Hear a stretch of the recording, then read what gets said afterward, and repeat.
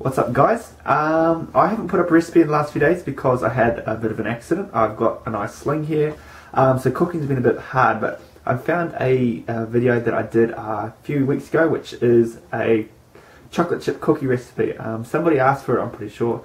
But anyway, I've got it here. It's really, really simple to make, and it produces one of the best cookies I've ever had. And I'm not just saying that. Like I said, really easy to make, really quite quick. So I hope you guys enjoy it, and please feel free to leave any feedback.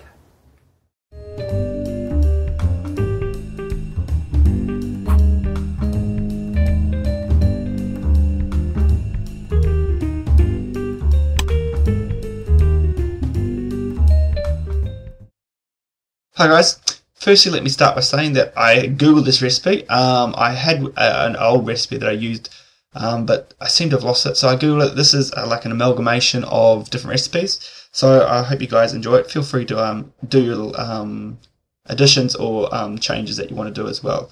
So what we're going to start with is 1 cup of butter, which is equivalent to 2 sticks of butter, followed by ½ cup of caster sugar. This will give our cookie a bit of a crunch, followed by 1 cup of brown sugar, and this will give our cookie also a little bit of a chewy centre.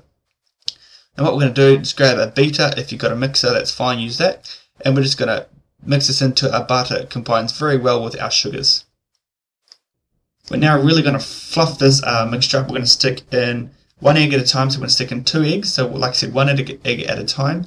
Make sure you beat it very well with your butter and your sugar, followed by your other egg. Once again, beat very well. And you should get a nice, really starting to get quite nice and fluffy. And finally, just to finish this off, we're going to stick in 2 teaspoons of vanilla essence. Once again, grab the hand mixer and give it a good thorough mix, and you've got a really nice, smooth, quite airy paste we've got here.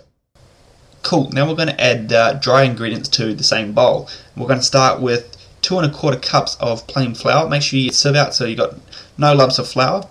Followed by 1 teaspoon of baking soda and 1 teaspoon of salt. And that's pretty much all you're going to add to your cookie dough. And this should be a nice thick dough once we start mixing everything in. So we're going to fold all our dry ingredients in until we get a nice thick dough like we have here. Now obviously we need chocolate chips to make a chocolate chip cookie. This is the final stage. We're going to stick in 2 cups of milk chocolate. It can be white chocolate, dark chocolate. It can be a mixture of dark and white chocolate, milk chocolate, whatever you want to do. You can also stick in small bits of apricot or other fruit. It's entirely up to you. You've got a very nice basic cookie dough recipe, and what you stick into it is entirely up to you. I've gone with 2 cups of milk chips though, so we're once again going to fold this in so everything's got a nice distribution throughout our dough. Now the jury isn't quite out on whether you want to chill your dough before you bake. I've decided to give chilling a go, so I'm going to stick it into the fridge, wrap it up, stick it into the fridge for about 2 hours. With our dough fresh from the fridge, nice and cold, we're going to get a tablespoon or roughly thereabouts, and we're just going to spoon out mixtures of our dough, roll into small balls, and we're going to stick it on some baking parchment. Now you want to experiment with the size of your balls, so make a small batch to start with, and your dough balls, you might want to make them a little bit bigger depending on the size of the cookie you want in the end. But other than that, we're going to stick this into an oven that we've preheated at 180 degrees Celsius, and we're going to cook them for around 10 minutes. Now, once again, this is up to you, our personal preference of how long you want to cook them. If you want a nice sort of soft, chewy center with a nice crisp outside, I found 10 minutes is perfect. But if you're one of those people that like a nice crispy cookie, you might want to cook them a little bit longer so it's nice and cooked in the center. Entirely up to you, but I really like the nice chewy centers. So once your cookies are done, just put them onto a nice wire rack to cool. You'll see that they'll deflate a little bit and flatten out, and these are absolutely wonderful. I assure you, you won't be disappointed.